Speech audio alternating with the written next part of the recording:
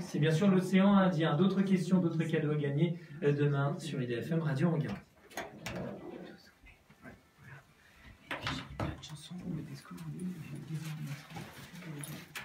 Un dernier flash valdoisien pour cette matinale du mercredi 26 septembre.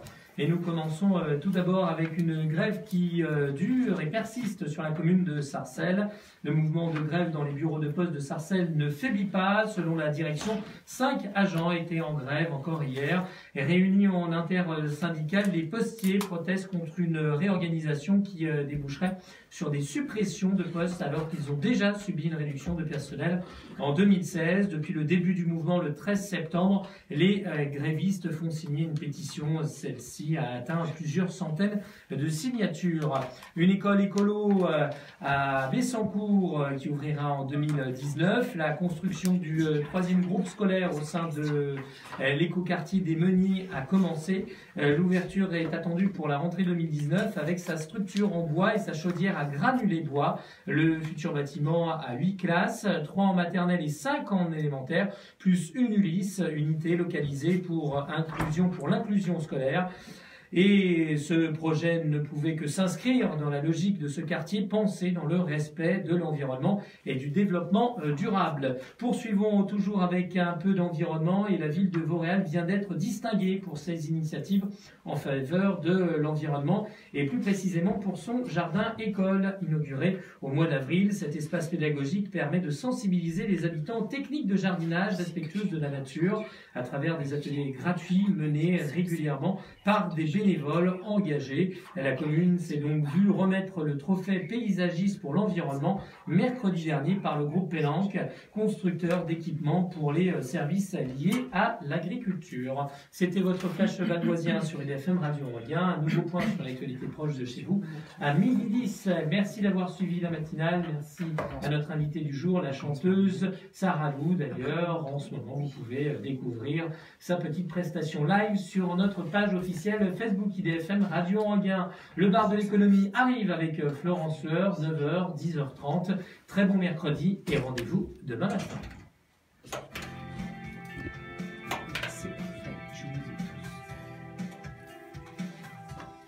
En tout cas, merci à tout le monde. Alors, que se passe-t-il aujourd'hui dans votre émission Le bar de l'économie jusqu'à 10h30? Florence, bonjour. Bonjour Christophe, bonjour à toutes et bonjour à tous.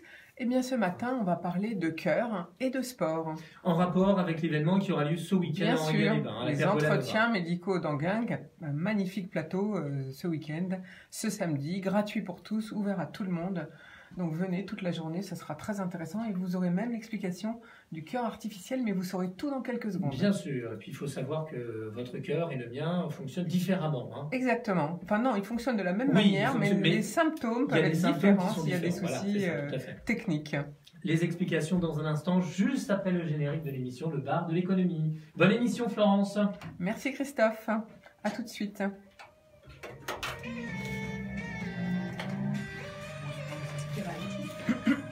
Comment? C'est réactif. Ah oui, là, le matin, faut... Parce que quelquefois, on n'est pas au courant. Hein. Je n'étais pas au courant. Hein.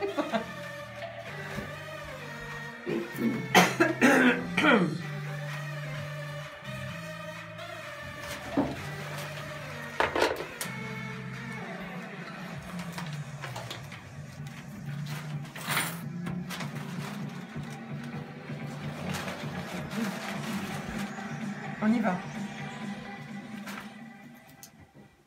Avec Quentin, nous sommes ravis de vous retrouver pour ces 90 minutes d'informations passionnantes, vous allez voir. J'ai le plaisir pour cela de recevoir tout de suite Jean-Claude Durousseau, bonjour. Bonjour.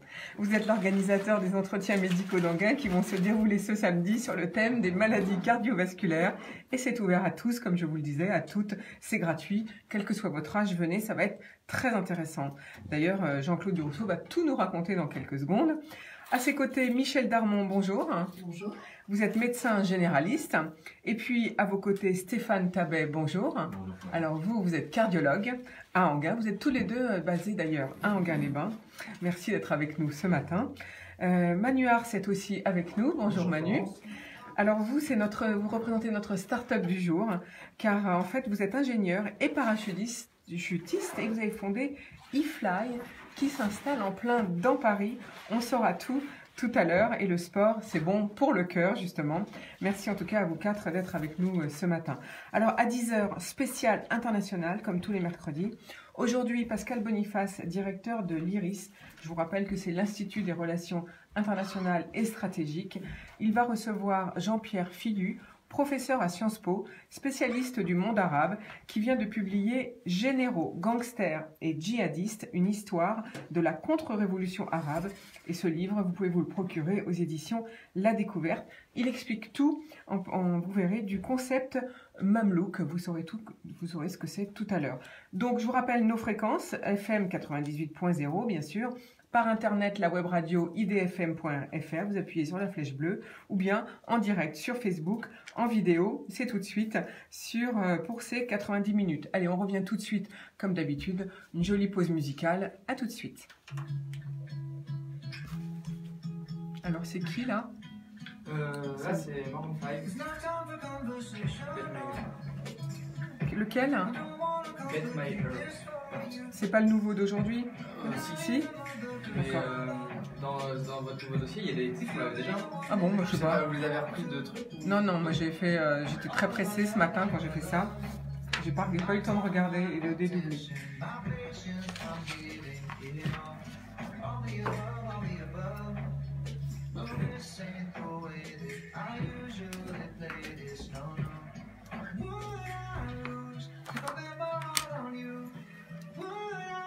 On est en avance, c'est bien. Donc, Quentin, pas plus de 2 minutes 50 les chansons, parce que sinon on perd le fil des conversations.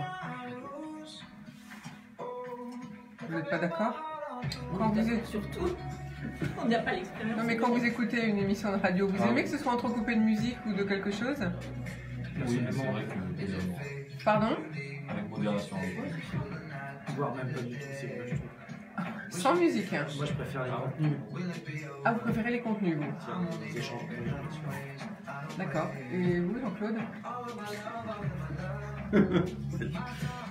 Non, moi j'aime bien la musique.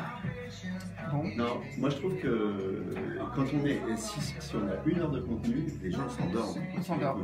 Si vous avez un truc rythmé avec un sujet, ça permet de rythmer le truc et d'être conçu dans... C'est-à-dire les podcasts de 45 minutes, je trouve que ça passe bien par musique. Enfin, moi, de toute façon, en fait, à chaque sujet, je change une musique. Voilà, c'est pour entrecouper les... Moi je trouve que c'est entrecoupé. Donc maintenant, la prochaine musique, ce sera après l'info à retenir. Comment? On reprend dans 10 secondes.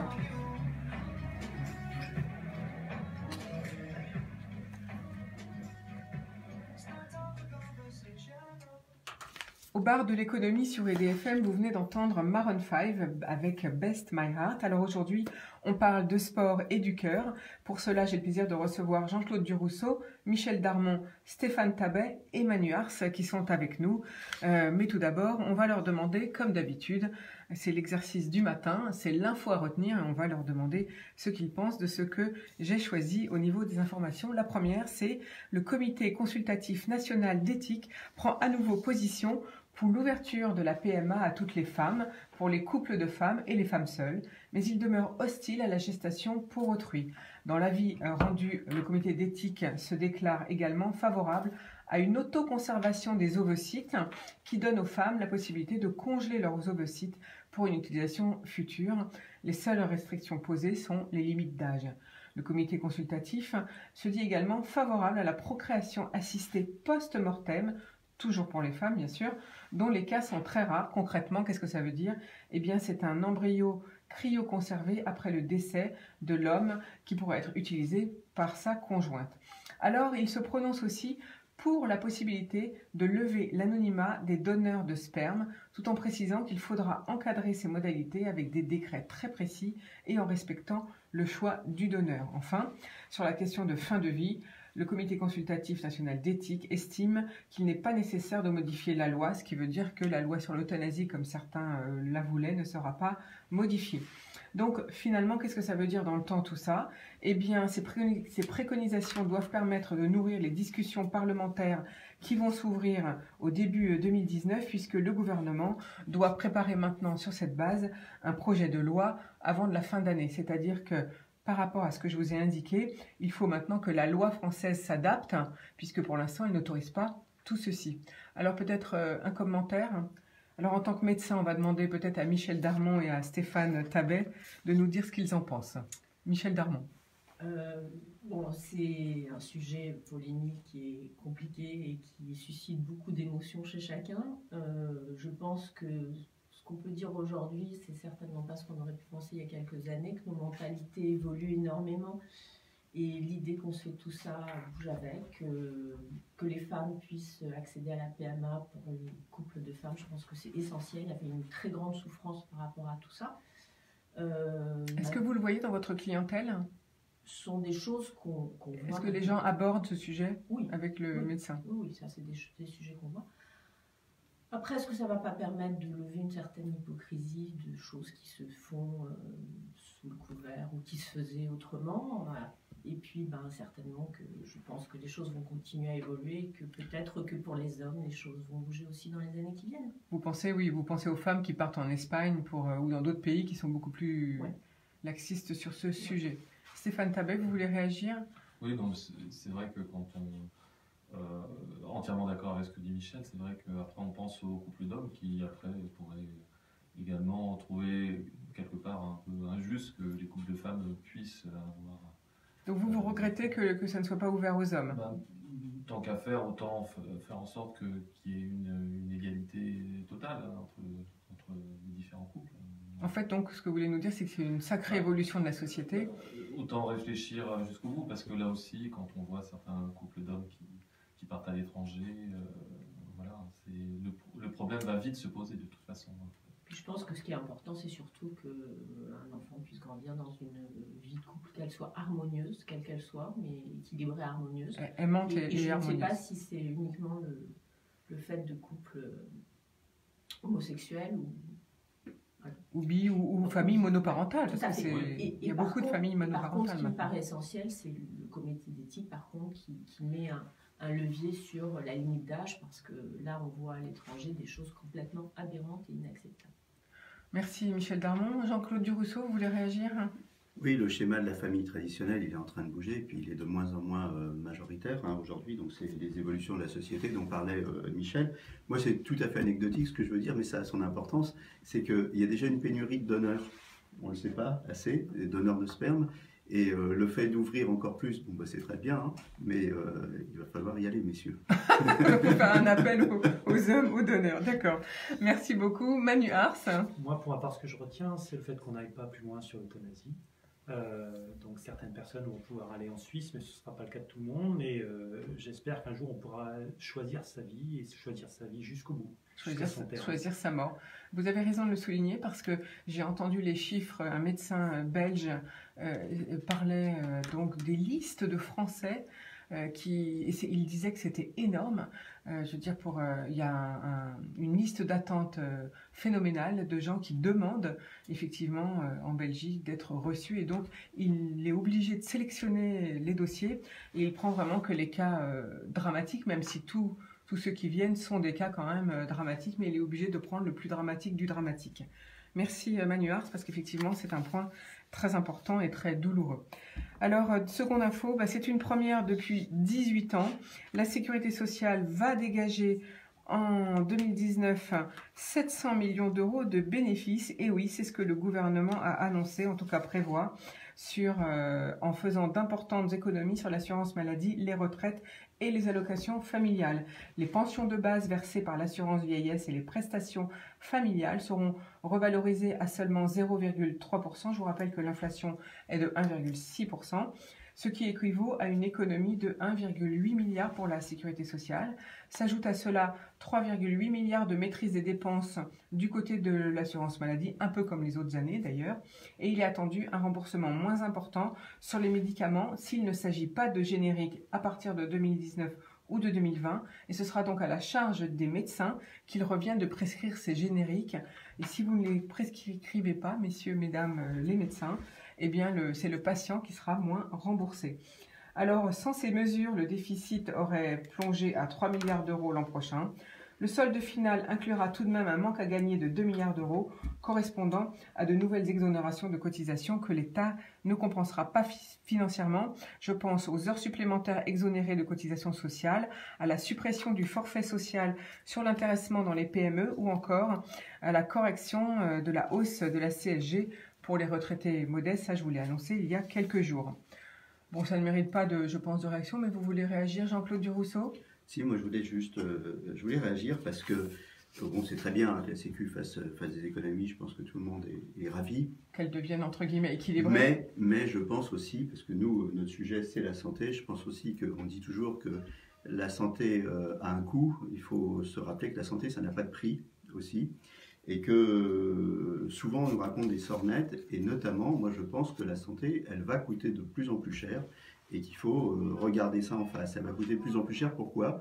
Parce que la durée de vie s'allonge. Et quand la durée de vie s'allonge, c'est la durée des maladies chroniques qui s'allonge, c'est l'accompagnement à la personne, c'est la prise en charge d'Alzheimer, c'est toutes ces choses-là qui ne sont pas prises en compte aujourd'hui. Alors c'est vrai que aujourd'hui on fait des économies, mais quid demain si on prend en charge tous ces problèmes? Donc je pense qu'il faudra voir un petit peu plus loin que les annonces et prendre vraiment le problème de la santé à bras-le-corps. Voilà, c'est mon opinion. Ce que vous nous dites, c'est qu'effectivement, il y a beaucoup de maladies chroniques qui ne sont pas prises en charge, et c'est pourquoi on arrive... Mais écoutez, j'ai fait une émission aujourd'hui sur Alzheimer, c'est dramatique. Les gens qui ont des Alzheimer dans leur famille, les aidants sont épuisés, et Alzheimer, c'est un exemple parmi d'autres. Je pourrais vous parler de Parkinson, je pourrais vous parler... Donc c'est toutes ces maladies liées à l'âge qui vont monter en masse. Hein. Je pense que les médecins peuvent le dire, vont monter en masse.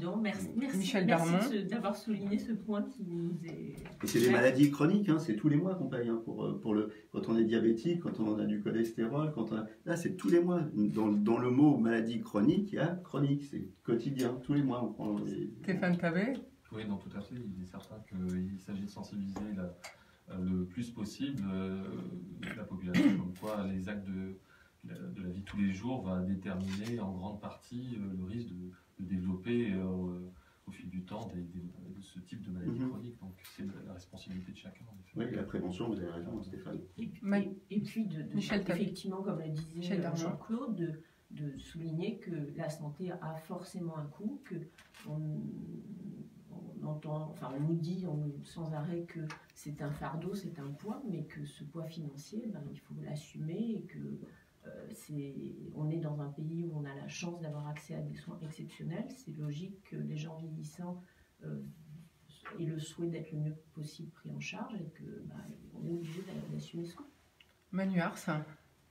À propos de ce que tu as dit, Jean-Claude, tout à l'heure, à propos de l'allongement de la vie, il y a une autre conséquence, c'est quand on parle d'équilibre des régimes, ils sont évidemment nécessaires, on ne peut pas sans arrêt être en déficit.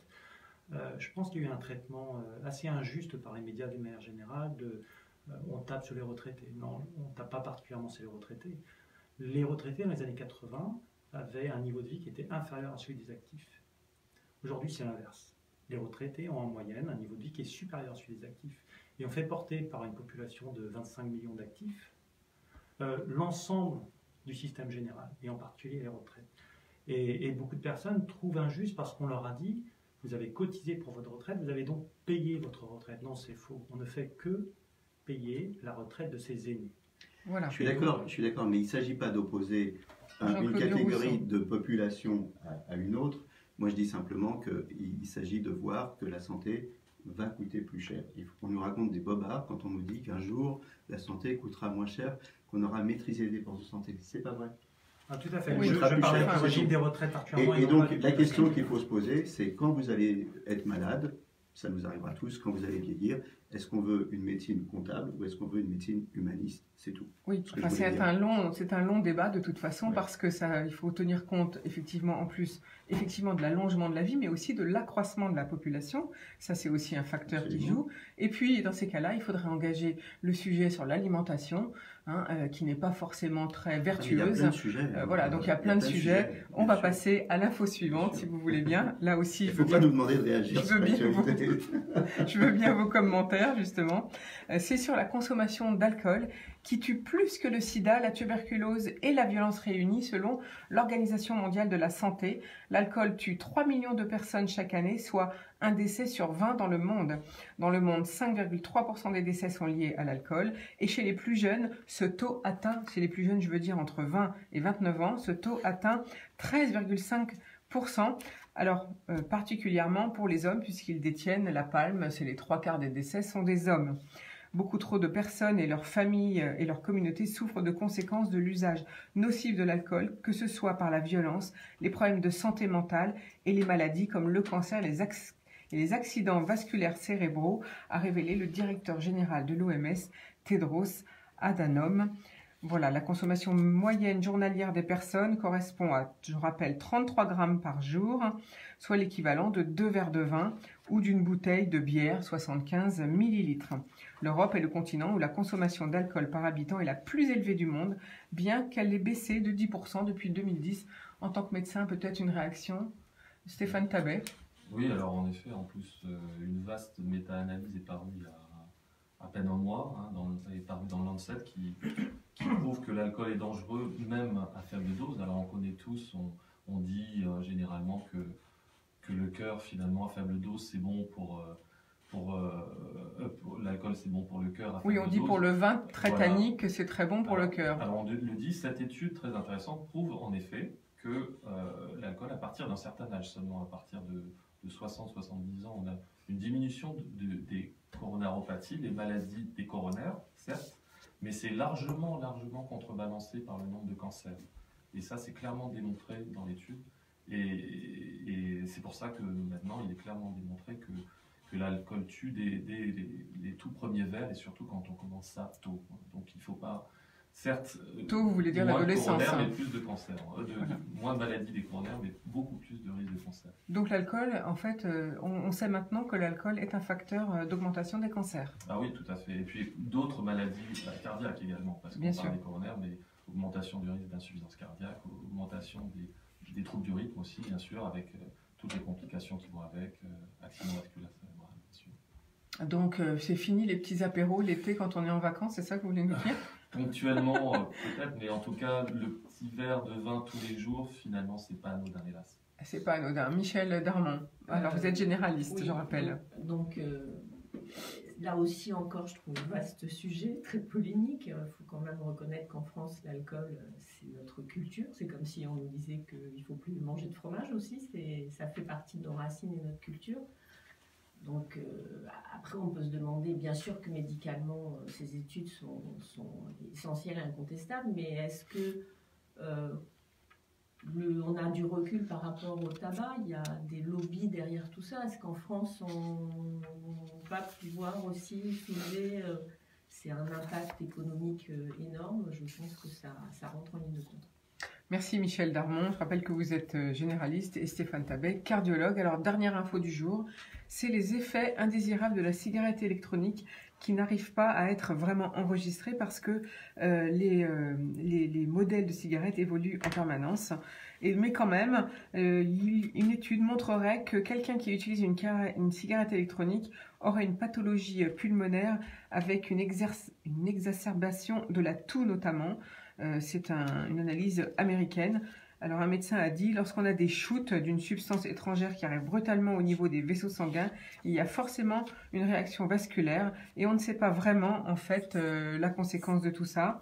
Des méta-analyses ont été faites pour évaluer l'efficacité de la cigarette dans le sevrage tabagique, mais les résultats sont contradictoires. Pourtant, pour autant, nous médecins, on les préconise quand même parce qu'elle a quand même moins de risques sur la santé.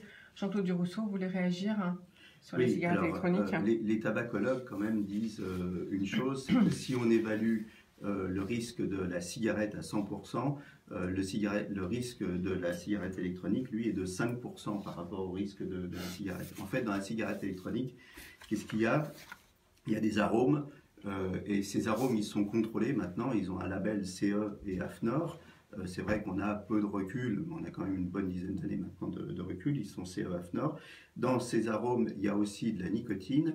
Il faut distinguer deux choses sur la cigarette. La nicotine, c'est ce qui vous rend accro, c'est ce qui fait que vous allez continuer à en consommer, mais c'est les produits de la combustion du tabac, donc qui sont les goudrons et toutes ces choses-là, qui sont cancérigènes. Donc dans la cigarette électronique, il n'y a pas ces produits de la combustion, il y a juste la nicotine. Et les tabacologues s'accordent à dire que c'est une bonne manière d'arrêter de fumer, parce qu'il y a la convivialité, parce qu'il y a le geste, et que pour un gros fumeur, c'est plus facile d'arrêter avec la cigarette électronique. Donc, quand même, pas si mal que ça. Merci Jean-Claude Durousseau. On va tout de suite faire une pause musicale, et puis ensuite on va débattre des maladies cardiovasculaires et du cœur, du fait donc des entretiens médicaux d'Anguin qui se déroulent samedi à Anguin, à la Pergola Nova. On aurait pu faire une émission toute la journée avec des sujets. Toute la journée, oui, bah, c'est sûr. Alors moi, pour un... Sur l'alcool, j'avais envie de dire ça s'arrose. C'est vrai, vous n'avez pas fait une petite blagounette encore. Ah bah.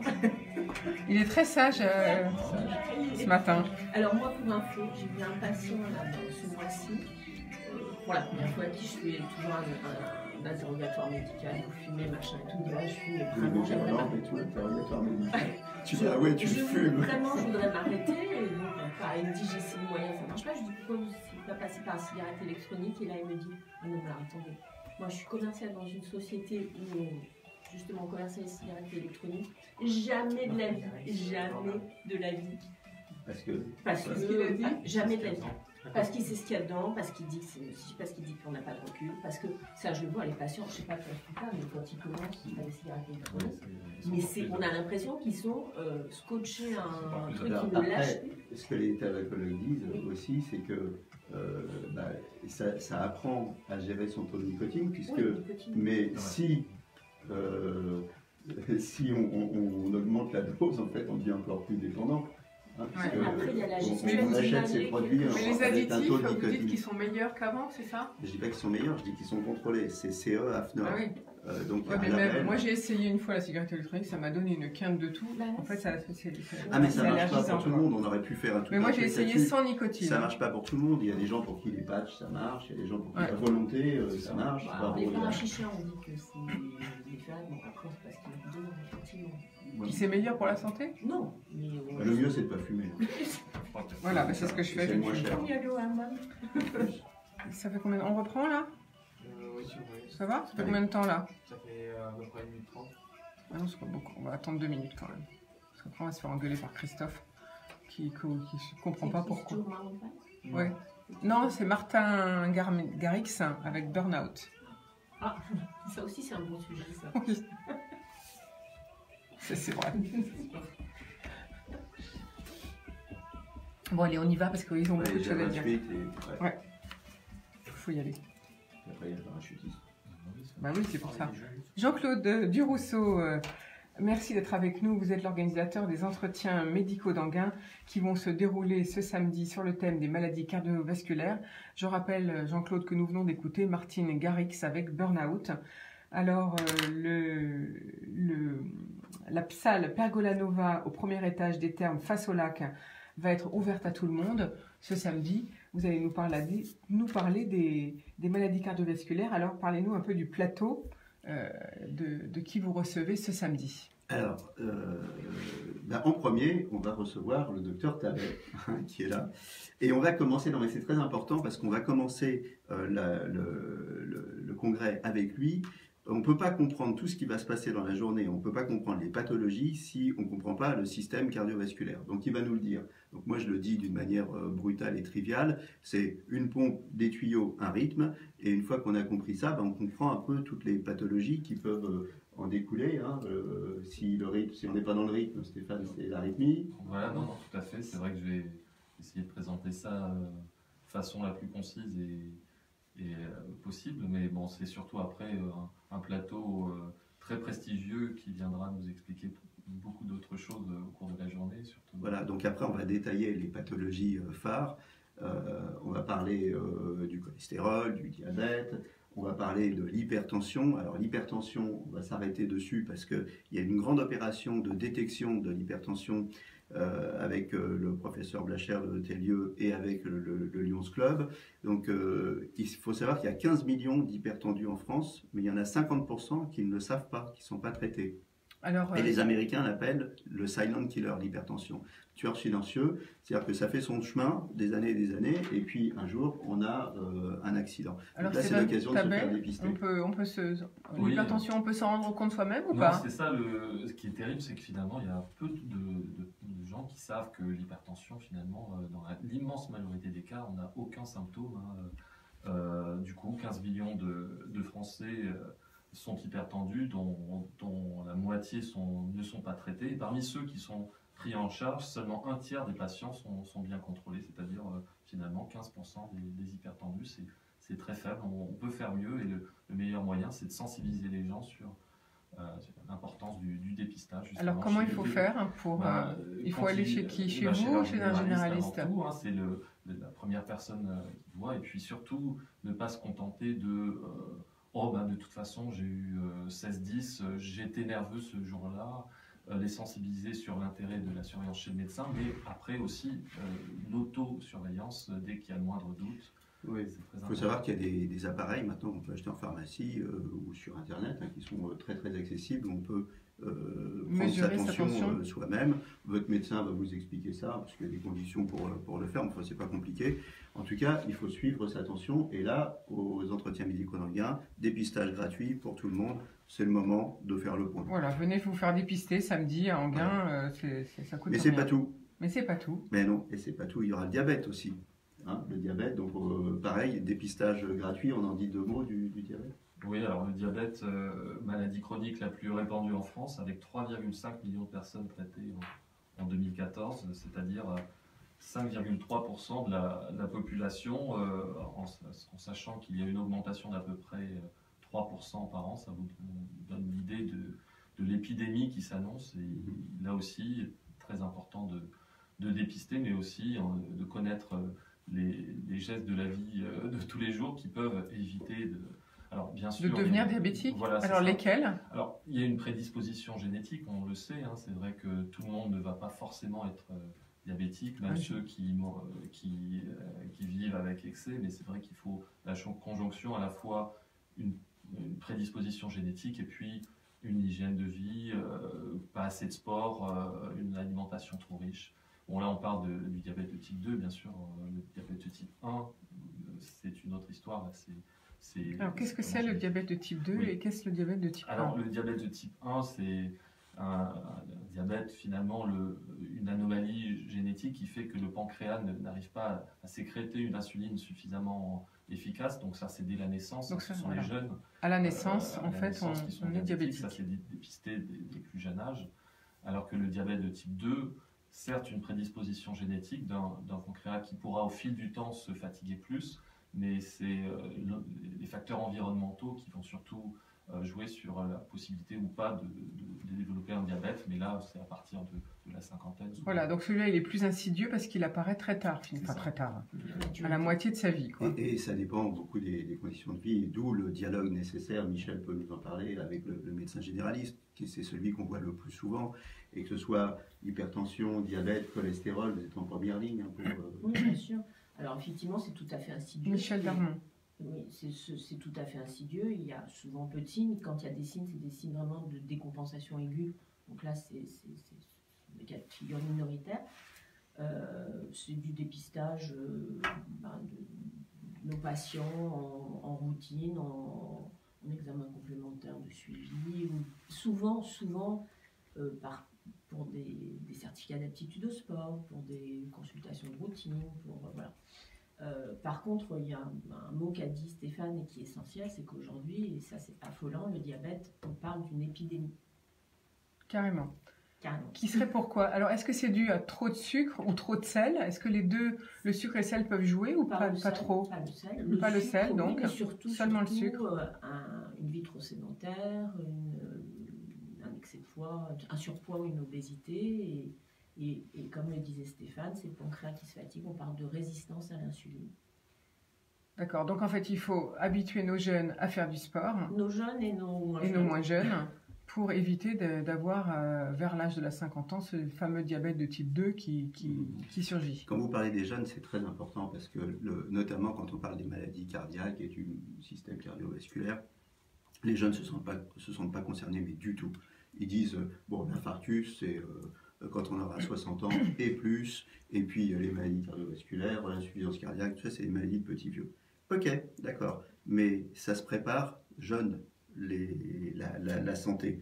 Et par exemple, contraception plus tabac après 30 ans, c'est multiplié par 30 les risques de problèmes cardiovasculaires après. Donc tout ça, ça se prépare très jeune. Tabac, alcool, c'est jeune qu'il faut faire attention. Alors je ne dis pas qu'il faut vivre de manière monacale, on ne va pas demander ça à tout le monde non plus. Mais bon, voilà, il faut ménager sa monture, comme on dit. Alors vous avez parlé du diabète. Moi personnellement, je n'ai pas compris comment le diabète entraîne des maladies cardiovasculaires. Est-ce que vous pouvez nous expliquer? Alors, très schématiquement, imaginez un excès de sucre dans le sang, vu que du coup le pancréas qui sécrète une hormone très importante, l'insuline, qui permet de faire rentrer le sucre du sang vers les cellules, cette hormone est déficitaire ou marche moins bien, du coup le sucre s'accumule dans le sang et en gros va se transformer en graisse, va se déposer dans les artères et ça va boucher la tuyauterie en gros. Du coup, tous les organes sont vascularisés. Le cœur lui-même est vascularisé par les coronaires, du coup risque d'infarctus du myocarde. Les reins sont vascularisés par des artères, donc risque d'insuffisance rénale, mais également le cerveau, risque d'AVC, également la rétine, donc risque de troubles de la vue, de perdre la vue, mais aussi les terminaisons nerveuses. Enfin, hélas, tous les organes pratiquement sont concernés. Merci Stéphane Tabet pour cette explication. Alors quel autre samedi, quel autre problème Très important, les gestes qui sauvent.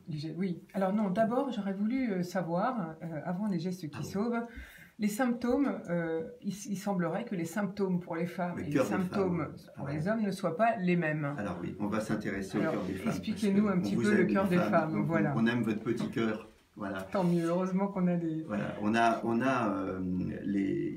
il y a cette image de l'infarctus avec la douleur dans le bras, et puis on voit cet homme de 60 ans qui a son infarctus.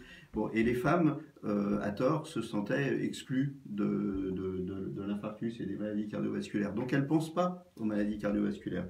Il faut savoir que les maladies cardiovasculaires tuent 7 fois plus de femmes que le cancer du sein. Alors ça ne veut pas dire qu'il faut arrêter de faire ses mammographies, mais ça veut dire qu'il faut aussi penser maladies cardiovasculaires. Et les symptômes ne sont pas forcément les mêmes quand on a un infarctus et qu'on est une femme, donc il faut penser à ça. C'est pour ça qu'il y a eu une campagne de sensibilisation qui s'appelait Le Cœur des femmes, à laquelle vous avez participé d'ailleurs, Florence. Et c'était 95 femmes du 95 se mobilisent pour le Cœur des femmes. L'idée, c'est encore une fois d'amener de l'information et de dire aux femmes que elles doivent penser, elles aussi, aux maladies cardiovasculaires, d'autant que maintenant, les femmes vivent comme les hommes. Tabac, stress, alcool, donc les mêmes facteurs de risque égalent les mêmes effets à la fin, d'autant qu'en plus, elles ont une vie hormonale qui est différente et qui ne les protège pas, contrairement à ce qu'elles croient, de l'infarctus. Donc elles doivent y penser. Alors justement, à quel âge, mettons, je suis en bonne santé, je n'ai pas de maladie comme vous avez cité, c'est-à-dire ni diabète, ni hypertension, ni rien, je n'ai aucun signe. À quel âge faut-il se faire, donc, aller chez un cardiologue pour vérifier tout ça? Comment on fait? Parce que la micro, par exemple, comment ça s'appelle, crise cardiaque, on ne peut pas la dépister. On peut la dépister? En fait, imaginons. C'est finalement la personne qui n'a pas de facteur de risque, c'est quand même extrêmement rare. Quand même, il faut bien le reconnaître. Et souvent, on voit en consultation des personnes qui sont très sensibilisées au dépistage. Et on les voit très tôt, alors que finalement, il n'y aurait à la limite pas intérêt à ce qu'on les voit. Et on ne voit pas ceux qu'on devrait voir à la limite.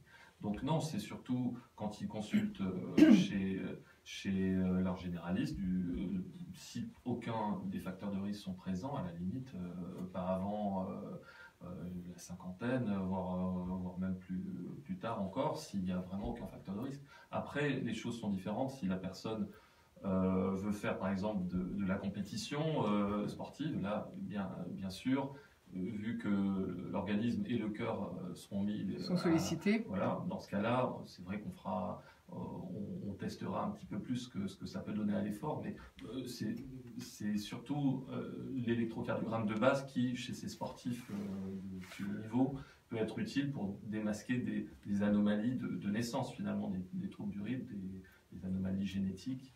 Enfin, moi, je pense aussi à l'AVC, ça fait peur à tout le monde. L'AVC, c'est au même titre que le cancer, le sida ou d'autres maladies de ce type. L'AVC, quand même, laisse beaucoup de gens handicapés. Donc, comment est-ce qu'il faut donner une idée de rythme où il faut aller chez son cardiologue ou chez son généraliste pour faire un test, justement, cardiovasculaire? À quel rythme faut-il le faire? Il n'y a pas de rythme. Je crois qu'il n'y a pas de rythme. C'est difficile. Alors, vous disiez à quel âge? Moi, franchement, dans ma clientèle, les choses là encore évoluent. J'ai l'impression qu'il n'y a pas vraiment d'âge minimal. Ça devient assez incroyable. En pratique, là, c'est vraiment du vécu. Hier, je commençais à penser à l'émission. Je suis rentrée chez moi en fin de soirée, prenais consultation. J'arrive à la maison, texto d'une de mes meilleures amies, 52 ans. Michel, qu'est-ce que je fais? Je suis aux urgences de Simone Veil, j'ai une douleur thoracique. C'est une femme qui n'a aucun facteur de risque, sauf peut-être un majeur, un énorme stress professionnel. On se rend compte que ça touche tout le monde autour de nous. Je crois qu'aujourd'hui, il ne faut pas minimiser des signes. Quand les gens arrivent en consultation en nous disant « j'ai eu une douleur thoracique il y a 48 heures, mais je me suis reposée, ça a été mieux », on ne doit plus pouvoir entendre ça aujourd'hui. Il faut que les gens aient comme réflexe, non, douleur thoracique, on ne peut pas se dire que peut-être que non. Voilà. Le seul symptôme, c'est la douleur thoracique. Alors, on va en parler chez les femmes? Non, justement, ça c'est... Voilà. Mais vous parlez aussi des AVC, quelqu'un qui a un trouble visuel, même transitoire, quelqu'un qui a une difficulté à s'exprimer, même transitoire, ne peuvent plus dire aujourd'hui, bon, je vais voir mon médecin dans 48 heures, allez, c'est rien, je me repose, ça va passer. Voilà, donc en fait, il faut aller chez son médecin peut-être un peu plus souvent que ce qu'on fait, c'est ça que vous voulez nous dire? Le médecin, et surtout, là, c'est même pas le médecin, ça peut être aussi un appel, c'est le 15, c'est alerter tout de suite les services d'urgence. Après, les patients sont guidés. On leur dit, non, écoutez, là, ça paraît... Oui, il y a un médecin au 15 qui guide le patient selon les symptômes. De quelqu'un qui peut valider l'information. Jean-Claude Durousseau, merci Michel Darmon. Moi, je dirais qu'il faut aller, pour donner des trucs simples, hein. On a 50 ans, on a élevé ses enfants, on veut d'un coup se remettre au sport, on n'en a pas fait depuis 20 ans. Bon, bah là, il faut peut-être aller quand même chez le médecin ou chez le cardiologue, c'est pas forcément idiot. Sinon, deuxième chose, on boit un petit coup de temps en temps, on ne fout rien, on est stressé au boulot et on fume, et ben là, c'est bien d'y aller, hein, et le plus tôt possible. Voilà, exactement, c'est ça. Plus on cumule les facteurs de risque, plutôt que faire la politique de l'autruche, c'est bon, d'accord, je sais que je ne bouge pas assez, je suis un peu en surpoids, et puis je suis stressé. Et puis j'ai mes parents qui ont fait des problèmes cardiaques, voilà, je vais consulter plutôt des 35 ou 40 ans dans ces cas-là, forcément. Alors, parlons de Michel Darmon. Oui, moi je voulais dire qu'il y a en médecine générale, je vois souvent des consultations qui sont banalisées par les patients. En fin de consultation, bah, tiens, faites-moi donc mon certificat, signez-moi mon certificat de médecine, d'aptitude à la pratique du sport. Non, c'est des consultations importantes de dépistage, c'est pas un simple papier. Oui, c'est plus comme avant. C'est pas ça. Ou consultation aussi fréquente d'une femme qui vient pour un problème autre et qui à la fin de consultation, ah bah j'ai pas pu voir ma gynécologue, renouvelez-moi donc ma pilule. J'ai pas fait mes analyses, j'ai pas fait mon frottis, j'ai pas... Voilà.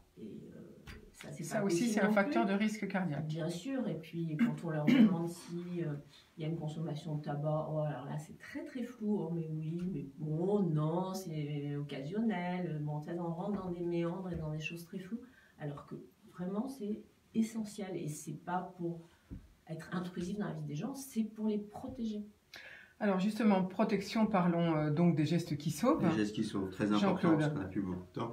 Donc les gestes qui sauvent, il y a la Croix-Rouge sera là et elle nous apprendra en quelques minutes les gestes qui sauvent. Alors bon, il faut faire un stage pour apprendre correctement tout ça, mais déjà en 30 minutes, on peut apprendre les bases. Donc samedi, on pourra apprendre les bases des gestes qui sauvent. Et ça, c'est très très important parce que je vais vous donner quelques chiffres qui sont importants. 2 à 3% de taux de survie en France quand on fait un arrêt cardiaque. 20 à 40% de taux de survie dans les pays anglo-saxons. La différence, c'est que, 1, les gens sont formés aux gestes qui sauvent, et que 2, il y a beaucoup de défibrillateurs. Il faut savoir que 70% des arrêts cardiaques se produisent devant un témoin. Voilà. Mais si le témoin ne sait pas quoi faire, eh ben, souvent ça se termine très mal. Parce que chaque minute compte, on a 10 minutes. Hein. Après, on est mort. Et au-delà de 4 minutes, le défibrillateur ne sert même plus à rien. Et il faut commencer le massage cardiaque tout de suite. Oui, et c'est quand même dur de faire un massage cardiaque, il faut un petit peu de force. Hein. Alors, c'est dur, il faut un petit peu de force. Alors, les réflexes à avoir tout de suite, hein, parce que c'est vraiment important de le marteler. Les réflexes à avoir tout de suite. D'abord, reconnaître un arrêt cardiaque. Un arrêt cardiaque, c'est quelqu'un qui tombe d'un coup comme ça et qui ne répond plus à aucune sollicitation. C'est pas un gars qui fait un petit malaise, non, c'est comme ça. Voilà, c'est un choc. Voilà. En fait, on tombe il répond à aucune sollicitation. On ne se pose pas la pierre. question. On attaque tout de suite le massage cardiaque. Tout de suite, tout de suite, tout de suite. On appelle les secours. Et on appelle à l'aide. On fait le 15 ou le 18. Le 15, le 18. Et on appelle à l'aide. Parce que tout seul, on ne va pas pouvoir à la fois faire un massage cardiaque le temps qu'il faut en attendant l'arrivée des secours. Et on ne va pas pouvoir non plus aller chercher un défibrillateur. Donc, on appelle de l'aide tout de suite. Une fois qu'on a de l'aide, on se fait relayer pour le massage cardiaque. On se met en quête immédiatement aussi d'un défibrillateur. Il y a 2 applications, Sauve Live, Staying Alive, pour localiser les défibrillateurs. Exactement. Voilà. Donc ça, c'est très important. Okay. Exactement. Donc voilà. Ça sauve des vies, ça. Parce que téléchargez sur vos téléphones portables Staying Alive ou et ils seront aux entretiens médico-longuins si vous voulez les rencontrer, Staying Alive et Sauve Live. Et Sauve Live, voilà. Téléchargez ces 2 applications, ça vous indiquera où se trouvent les défibrillateurs. Et puis n'oubliez pas, appelez ou le 15, le SAMU, ou le 17, c'est la police, c'est police secours, ou le 18, c'est les pompiers. Merci à tous pour ces quelques minutes. Malheureusement, le temps défile vite. En 30 secondes quand même, très important. 2 invités prestigieux, Alain Deloche, la chaîne de l'espoir. Et puis, vous verrez aussi un des fondateurs de Carmat, le cœur artificiel. Et vous verrez un cœur artificiel. Il y aura un cœur artificiel qui sera là, vous pourrez voir à quoi ça ressemble. Voilà, c'est le professeur Philippe Pouletti qui viendra nous présenter ce cœur artificiel samedi, je rappelle, le 29 septembre. À partir de quelle heure à quelle heure hein 9h, 18h. 9h, 18h. Manu Vars. Oui, Florence, vous avez énuméré un certain nombre de téléphones d'urgence que les personnes connaissent, mais souvent confondent. Moi, personnellement, qui ne suis pas médecin, je fais le 112 et il me dirige toujours vers le bon service. Le voilà, 112, le 112 aussi, effectivement. C'est européen. Quand on part à l'étranger, c'est important. Merci, Manu Vars. Le problème du numéro unique, c'est un problème important. Ça Michel Darmon. Je voulais juste rebondir sur... je voulais quand même appuyer sur le souci du cœur des femmes, où on a dit qu'effectivement, c'était des symptômes différents des hommes. L'homme a une douleur constrictive en étau, qui serre, qui fait mal, qui va vers le bras gauche et tout. Les femmes ont des douleurs beaucoup plus insidieuses qui font qu'elles sont reconnues beaucoup plus tardivement, un retard au diagnostic, un retard à appeler les secours. Ça peut être très trompeur, ça peut être simplement des nausées, une douleur dorsale, une fatigue inhabituelle, un malaise, une gêne respiratoire. Et là, dans ces conditions-là, il faut penser à se faire dépister. Michel Darmon, c'est très important ce que vous venez de dire. Donc des simples douleurs très diffuses, mal de dos, douleurs dans l'abdomen, une fatigue générale inhabituelle, il faut aller consulter. Ouais. Voilà, merci beaucoup. Allez, tout de suite, on va partir. On va partir dans le sport. On ne fait pas de pause musicale aujourd'hui parce que faute de temps, il faut laisser la parole à tout le monde. Manu Ars est avec nous. Il vient de créer la société iFly qui s'installe à Paris. Alors, Manu Ars, vous êtes un professionnel du parachutisme. Qu'est-ce que vous nous proposez avec iFly? À l'origine, effectivement, je viens de la chute libre du saut d'avion. Et j'ai amené iFly en France. iFly, en fait, c'est une franchise internationale. Et c'est un nouveau sport qui permet de faire de la chute libre indoor, voire en intérieur, comme disent nos amis québécois. C'est-à-dire que n'importe qui va pouvoir découvrir le plaisir de voler et les sensations sans avoir la seule contre-indication qu'on ait, c'est la luxation d'épaule. Donc c'est vraiment accessible à tous. On a même fait des journées entièrement dédiées au handicap, par exemple, où des gens pouvaient voler quel que soit leur handicap. Alors vous connaissez bien le Val d'Oise, Manuars, puisque vous étiez avant chez Aérocart, qui est une soufflerie qui existe déjà depuis un certain nombre d'années. Voilà, j'ai participé à l'ouverture de la toute première soufflerie sportive en France qui est à Argenteuil. Voilà. Et c'était en 2001. Alors aujourd'hui, la technologie a énormément évolué. On sait faire des choses plus silencieuses, beaucoup plus économes en matière d'énergie en particulier. Et iFly est aujourd'hui localisé à Lyon et pour ce qui concerne la région parisienne, à la Villette. Donc vous allez dans l'enceinte de la Villette, du musée, enfin du parc de la Villette. À l'intérieur du parc de la Villette, il y a la Cité des Sciences. À l'intérieur de la Cité des Sciences, il y a un centre qui s'appelle Villa. Et là, on a une architecture en verre qui fait 15 mètres de haut, qui est vraiment magnifique et qui nous permet de recevoir du monde tous les jours. On est ouvert tous les jours de l'année. Tous les jours de l'année. Donc vous envisagez, vous avez ouvert il y a combien de temps? 30 novembre 2016, on arrive à la fin de notre deuxième exercice et cette année, on va pouvoir faire découvrir la chute libre à 60 000 personnes. Et il ne s'agit pas que de découverte puisqu'on fait aussi des sportifs, beaucoup de sportifs. Donc on fait un mix entre des gens qui rejoignent ce nouveau sport et ceux qui l'ont déjà pratiqué et qui y restent. Alors est-ce que c'est très physique de faire cette chute Au début, oui, parce qu'en fait, on se découvre des muscles quand on n'a jamais chuté, parce que c'est une position déjà ce qu'on n'a pas l'habitude d'avoir. On est quand même exposé à un vent qui est assez fort. Pour un adulte, en moyenne, ça va être 180 km/h. Pour un enfant, ce sera moins, parce que c'est en fonction de notre gabarit. Et donc au début, on va peu voler, juste pour découvrir les sensations, et après, au fur et à mesure, on va pouvoir augmenter les volumes de chute. Comme toute pratique sportive, voilà, il faut pratiquer progressivement. Décrivez-nous un peu la sensation de voler, puis vous qui avez l'habitude. Alors ça, c'est un piège parce que c'est incomparable. J'aimerais bien, et je pourrais vous en parler pendant des heures, mais si vous ne l'avez pas fait, vous ne pouvez pas savoir. Donc tout ce que je peux vous recommander, c'est de le faire. Pourquoi? Parce que dans toutes les activités qu'on fasse, on a un appui physique. Voir si on est dans l'eau, on a quand même quelque chose qui reste extrêmement palpable. Et l'air, ça reste impalpable. Donc quand vous allez faire même des sports de glisse, que ce soit du surf des neiges ou du kitesurf ou ce que vous voulez, vous serez en contact avec l'eau ou en contact avec le sol, un appui là. On est sans appui, donc on peut évoluer dans les 3 dimensions. Alors ça s'apprend, mais c'est quelque chose on est suspendu. C'est exactement la force du vent contre la force gravitationnelle. Et ça s'équilibre. Alors physiquement, ça se passe comment? C'est-à-dire qu'on doit se jeter dans le vide ou on est tenu par un câble, le quelque vide, chose? C'est une illusion. C'est pas vide. Tout autour de nous, il y a de l'air et on ne se rend pas compte de la densité de l'air tant que l'air est au repos. À partir du moment où vous accélérez l'air, les motards le savent bien, mais il vous suffit pour en faire l'expérience d'ouvrir la porte ou la fenêtre plus prudemment dès que vous allez en voiture et vous sentez les appuis sur votre main. Donc si vous avez des appuis, vous sentez déjà à 100 km/h sur votre main, imaginez les appuis sur l'ensemble de votre corps à 200 km/h. Et ça, c'est suffisant pour soulever n'importe qui et pour apprendre à voler, vraiment littéralement. Alors finalement, quand on est dans cette soufflerie, puisque donc je rappelle que c'est iFly, donc au parc de la Villette, donc on se jette, on nous pousse, on saute. Vous êtes accompagné d'un moniteur, ça se fait jamais tout seul. Le moniteur, il est là pour vous apprendre à appréhender l'élément. On a quand même domestiqué un ouragan à l'intérieur, c'est pas rien. Il y a 4 moteurs qui sont gigantesques, mais toute cette chose-là, on la rend facile par beaucoup de maîtrise des moniteurs. Le moniteur va vous amener à la porte et ensuite va venir avec vous et vous poser sur l'air délicatement. Et il y a quelqu'un qui pilote et qui règle la force de l'air à qui vous êtes, voilà, selon les indications du moniteur. On ne vous lâche pas au début jusqu'à ce que vous trouviez votre équilibre. Et dès que vous êtes équilibré, on vous rend autonome et on vous lâche, toujours à proximité, à portée de main du moniteur, qui peut, si vous glissez à droite ou à gauche, vous récupérer. Voire même ensuite, le moniteur va vous faire... Parce qu'au début, on vole à 1 mètre au-dessus du sol, au-dessus d'un filet, à travers lequel passe l'air. Et puis, en fin d'exercice, éventuellement, le moniteur va vous faire décoller à plusieurs mètres de hauteur. Et là, les sensations sont fortes et c'est vraiment une expérience très très forte. Alors, on peut monter jusqu'à combien de mètres si on est très doué? C'est la limite du tube de la soufflerie.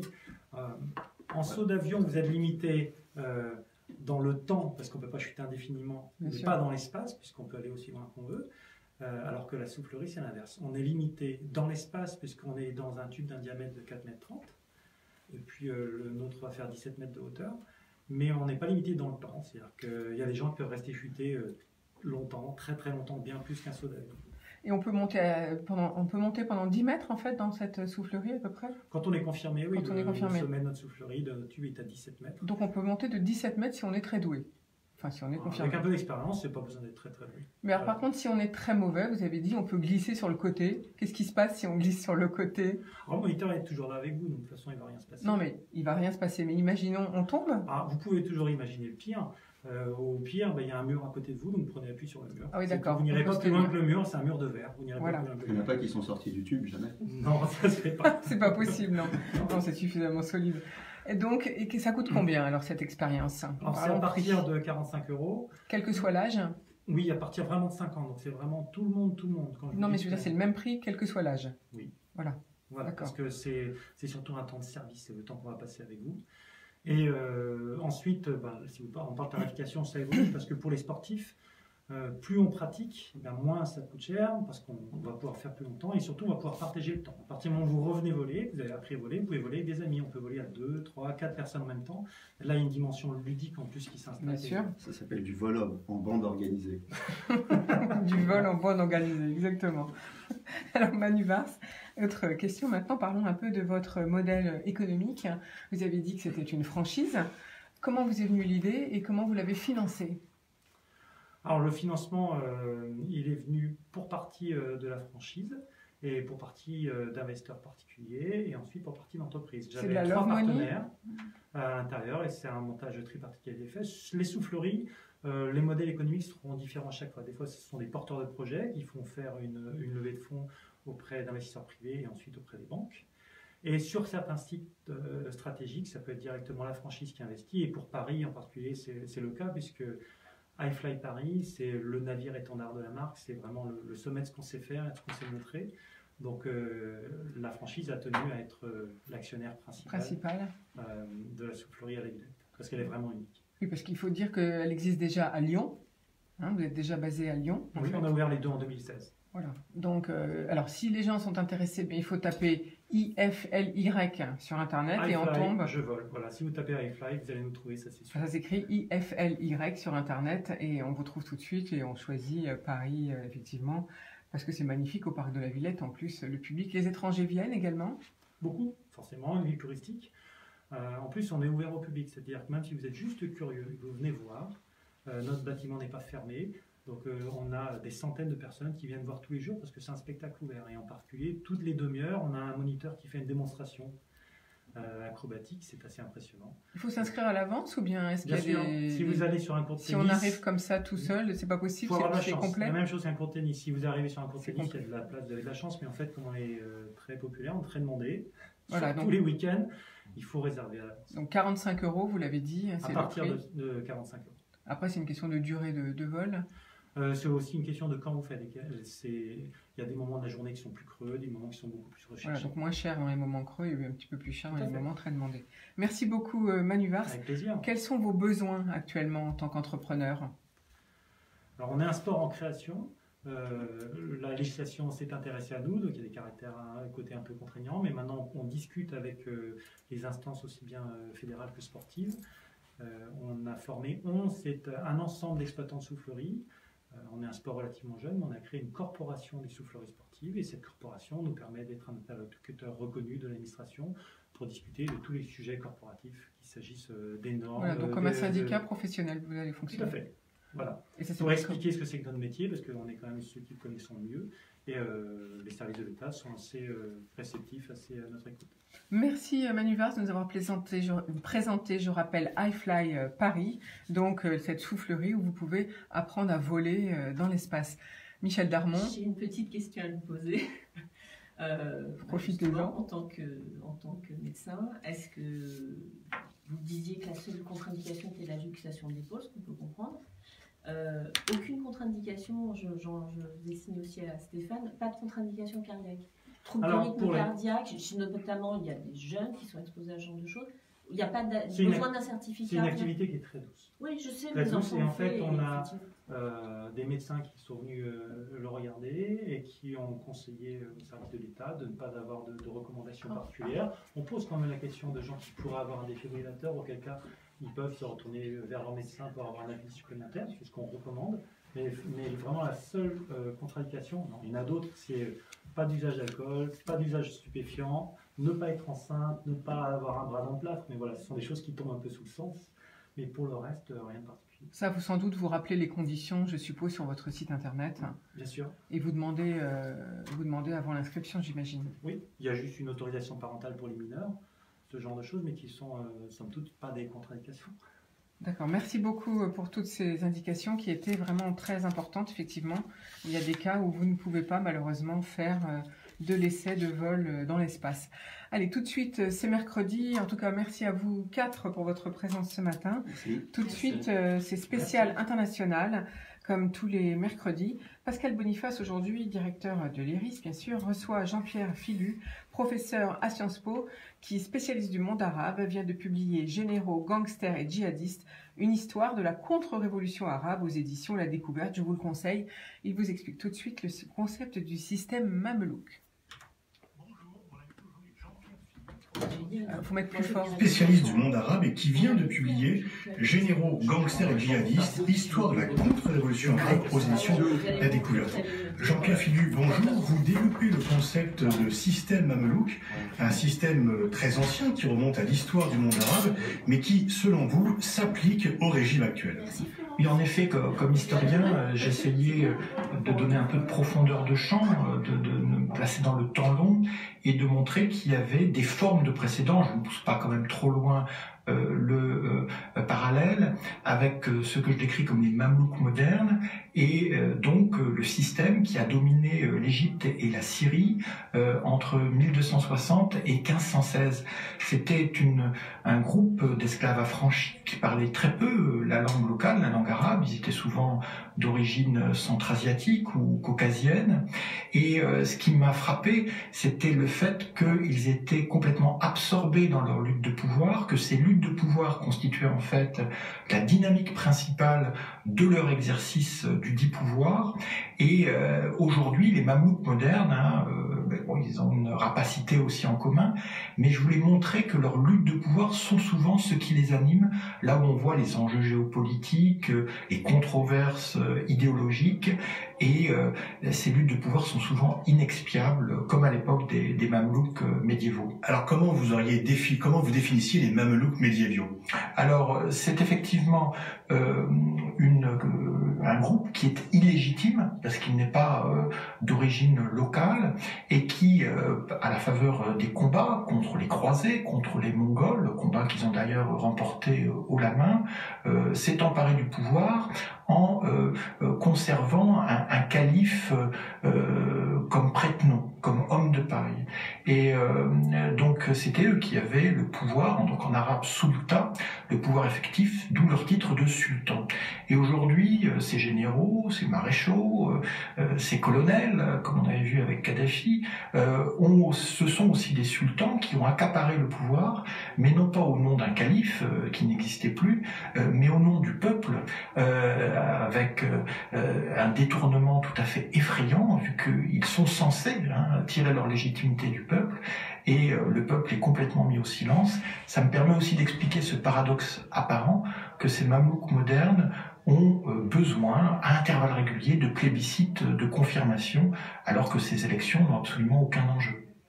Vous parlez d'un état profond qui dépasse finalement les régimes en place et qui est un état parallèle qui se veut, selon vous, le reflet de l'état officiel, mais qui est plutôt impuissant à répondre aux attentes de l'opinion. Effectivement, alors ce concept, là je l'ai importé de la Turquie, où on parle d'état profond depuis les années 90.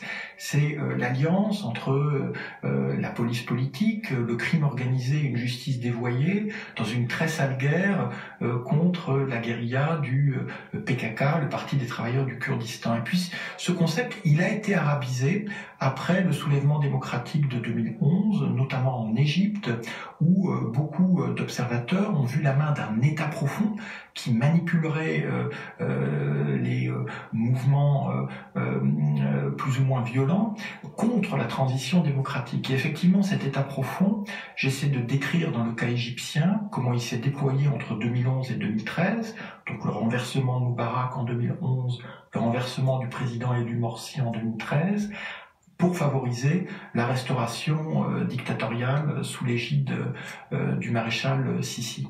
Et vous faites remonter cette domination des militaires, vous parlez des cliques militaires, bien avant, puisque à partir, selon vous, des indépendances arabes, les cliques militaires ont pris le pouvoir dans la plupart de ces sociétés. Alors il y a deux périodes que je mets en lumière. Le cycle des indépendances arabes, lui, c'est sur un demi-siècle, de 1922, l'indépendance formelle de l'Égypte, à 1971, l'accession des différents émirats du Golfe à la souveraineté. Mais à l'intérieur de ce cycle long, il y a un cycle court de détournement des indépendances sur 20 ans, 1949-1969. 1949, c'est le premier coup d'État en Syrie.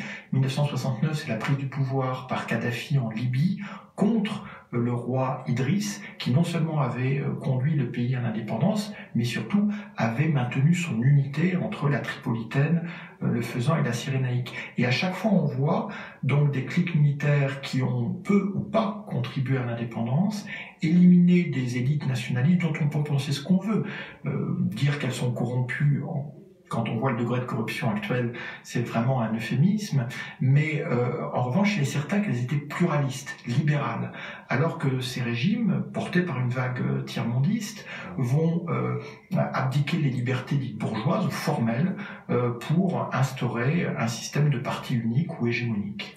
Et vous écrivez que la dénonciation de l'impérialisme et du sionisme n'est en fait qu'un moyen de mieux asseoir leur pouvoir et que, se sentant illégitimes, ils essaient de détourner l'attention des populations sur des cibles extérieures. À la fois détourner et puis compenser des défaites cinglantes essuyées face à Israël. Il faut voir que Nasser en 1956 n'est sauvé que par l'intervention des États-Unis, même si cette victoire politique après un désastre militaire contribue à son prestige panarabe. Et puis surtout, il y a cette militarisation du contrôle social, c'est-à-dire qu'en fait, ces armées qui ont été défaites sur le champ de bataille face à Israël vont remporter la victoire contre leur peuple et vont traiter toute forme d'opposition comme étant une cinquième colonne impérialiste ou sioniste. C'est une blague assez sinistre, mais confirmée, qu'on racontait dans les prisons de Nasser, où quand un frère musulman y retrouvait un détenu communiste, il disait « Ah bonjour, chien de sioniste, et toi, horrible agent du Mossad », parce que c'était sous ces accusations que les islamistes, comme les communistes, avaient été embastillés. Et donc, pour vous, la dénonciation de la politique israélienne était en fait pas vraiment la volonté majeure, pas la volonté initiale, mais plutôt un moyen de détourner l'attention des populations.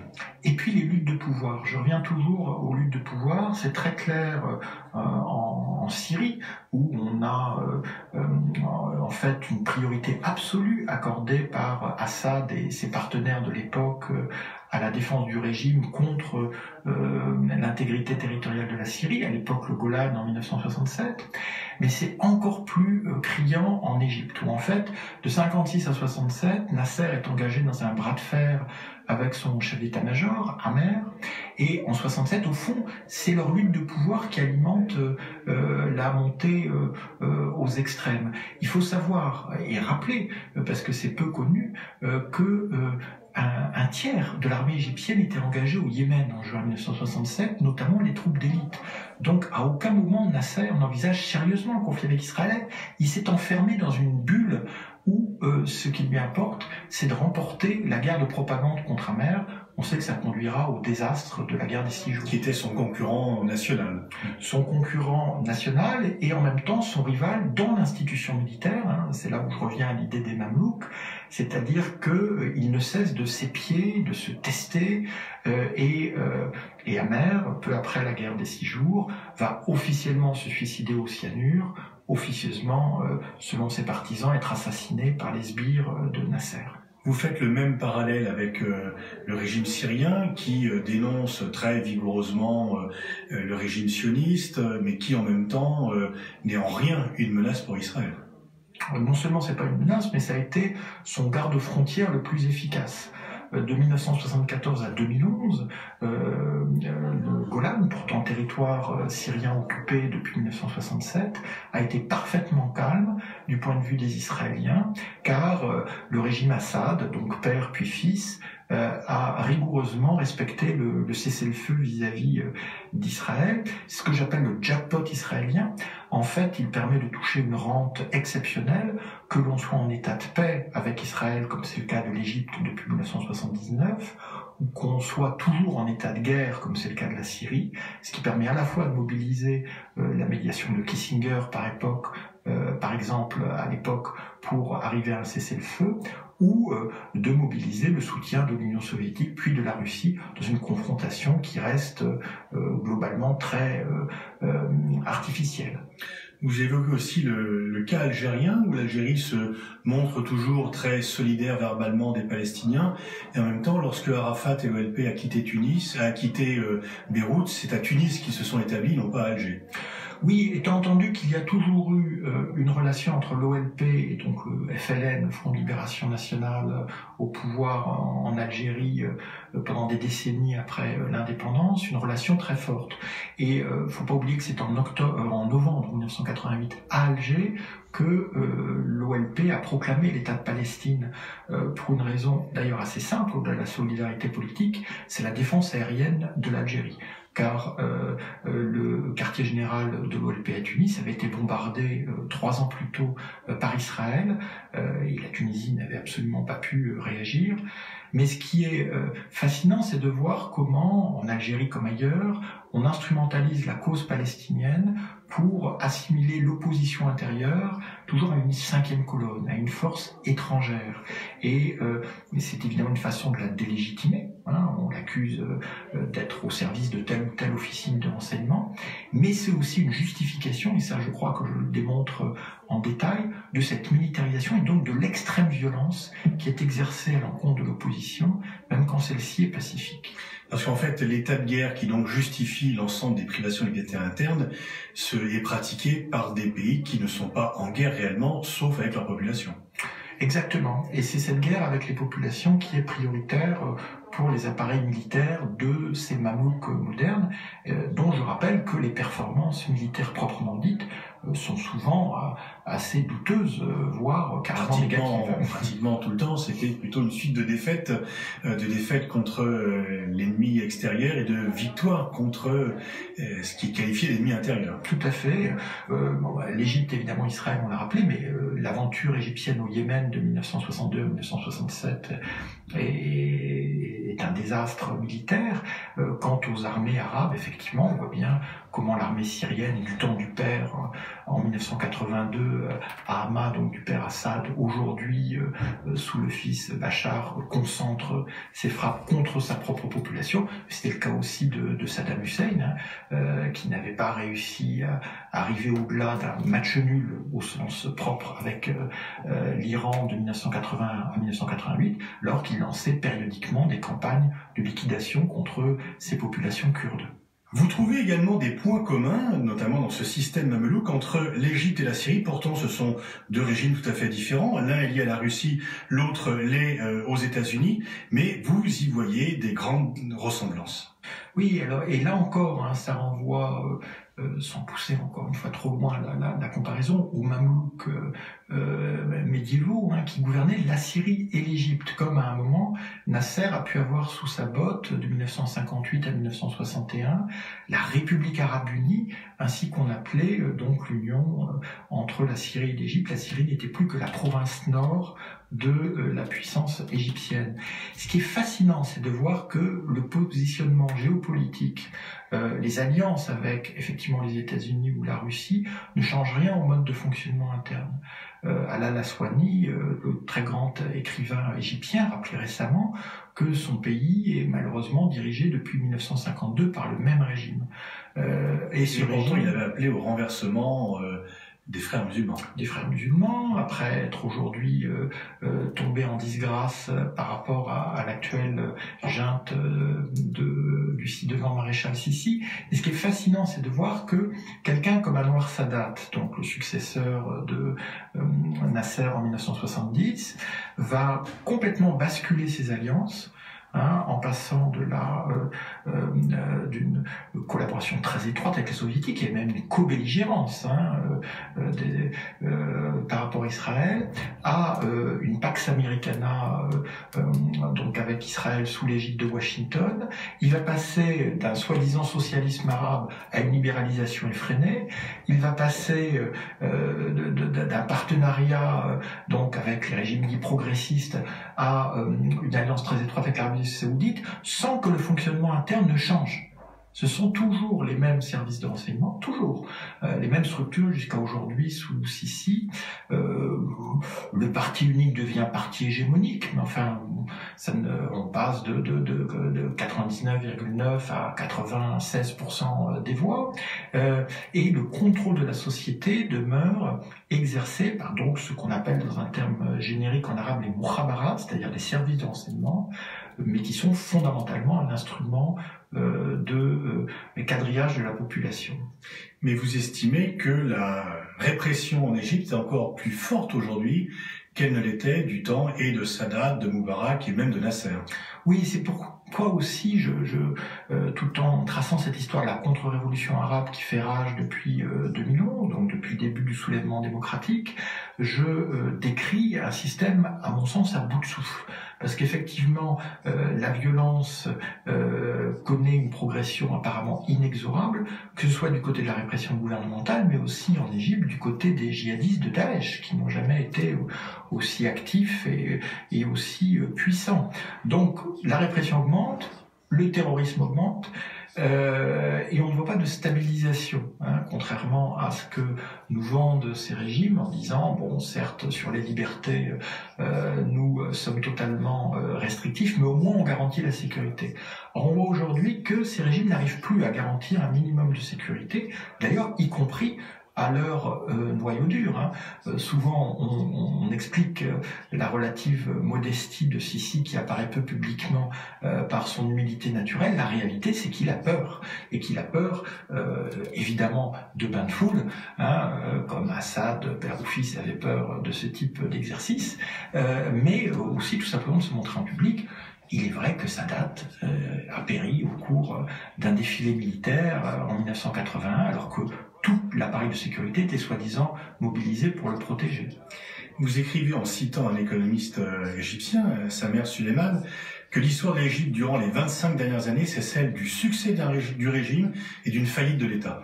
Et j'essaie vraiment de creuser cette distinction entre régime et État qui nous amène souvent dans des assimilations dangereuses.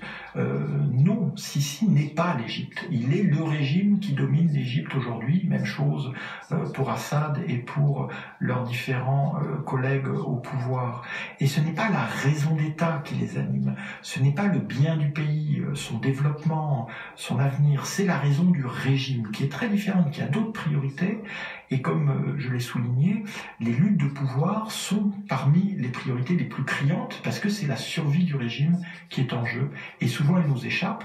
J'avoue que je n'ai pas tous les éléments d'interprétation, mais la séquence récente en Égypte, où on voit le cercle vraiment des plus hauts généraux s'entre-déchirer, étaler leurs différends sur la place publique, avec l'ancien chef d'état-major emprisonné sur ordre de Sisi, ça montre qu'on est quand même à un degré de contradiction qui est inquiétant pour le régime lui-même, alors que le scrutin qui est prévu le mois prochain, donc de reconduction de Sisi à la présidence, évidemment ne souffrait d'aucune incertitude. Donc même une mascarade électorale, ça devient difficile à l'organiser dans l'Égypte actuelle. Mais vos propos les plus sévères sont pour la Syrie, bien sûr en proportion du nombre de morts.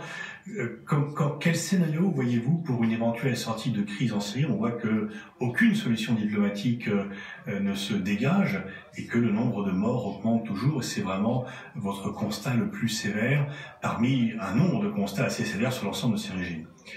Le nombre de morts et là aussi la menace djihadiste. Il ne faut pas croire que Daesh a complètement disparu du paysage. Je rappelle qu'en Syrie, il a fallu une coalition internationale menée par les États-Unis avec la France comme deuxième contributeur, pour reprendre le territoire que contrôlait Daesh. C'est pas le régime Assad qui l'a fait, sauf dans l'oasis de Palmyre, que d'ailleurs il avait sans doute livré aux djihadistes. Donc même la reprise du contrôle du territoire aux djihadistes, ils sont incapables de le faire.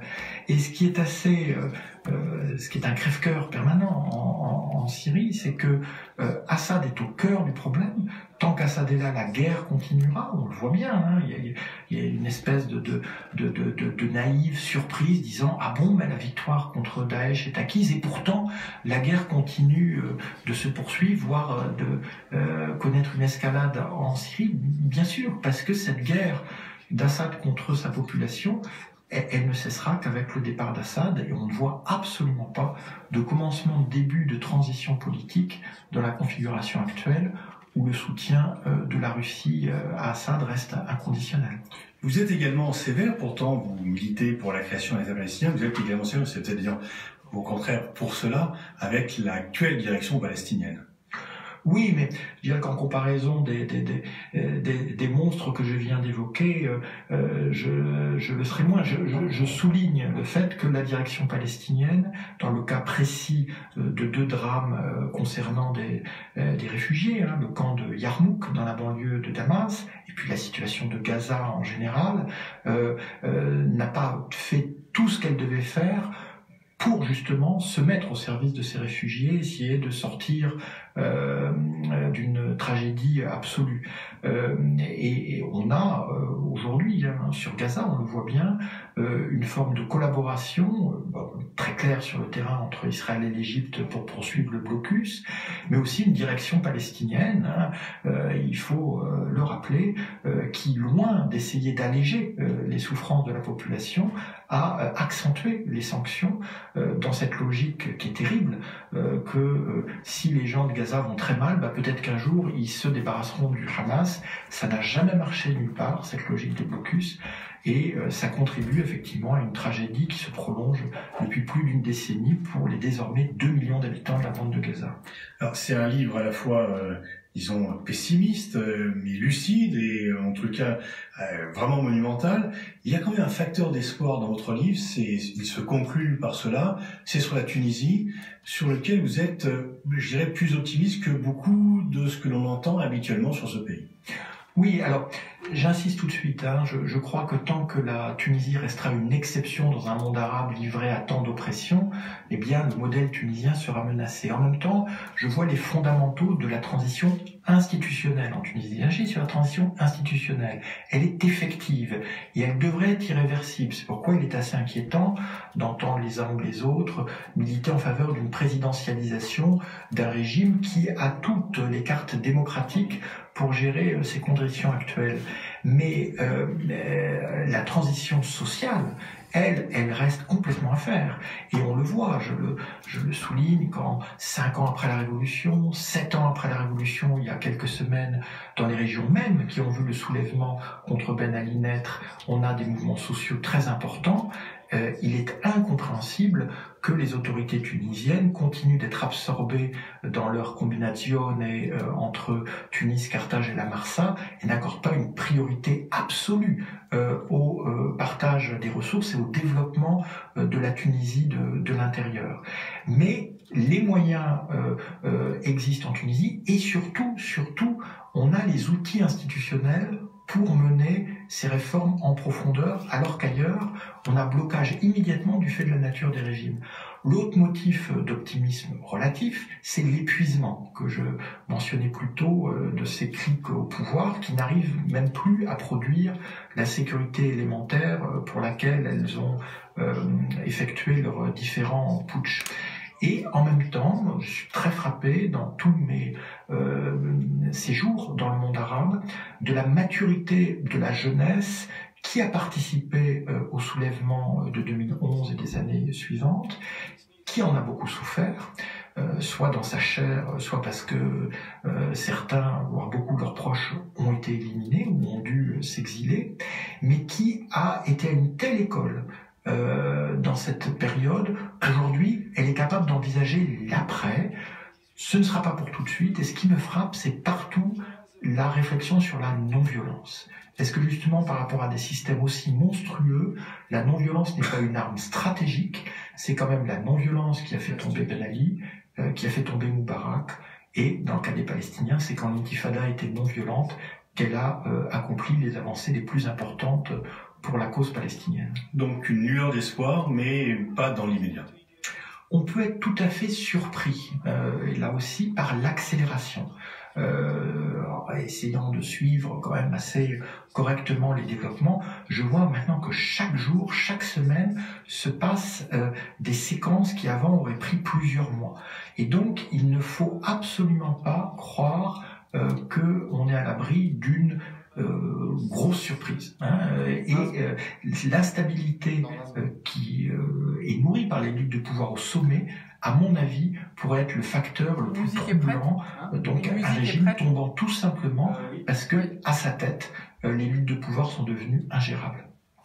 Merci Jean-Pierre Filu. Je rappelle le titre de votre livre qui vient de paraître aux éditions La Découverte, Généraux, gangsters et djihadistes, histoire de la contre-révolution arabe. Voilà, c'était donc sur IDFM au bar de l'économie, Comprendre le monde, comme tous les mercredis, proposé par Pascal Boniface, directeur de l'IRIS, qui a reçu Jean-Pierre Filu, professeur à Sciences Po, pour son livre Généraux, gangsters et djihadistes, une histoire de la contre-révolution arabe aux éditions La Découverte. On va se quitter en musique. Bonne journée à tous et je vous retrouve dès demain matin 9h.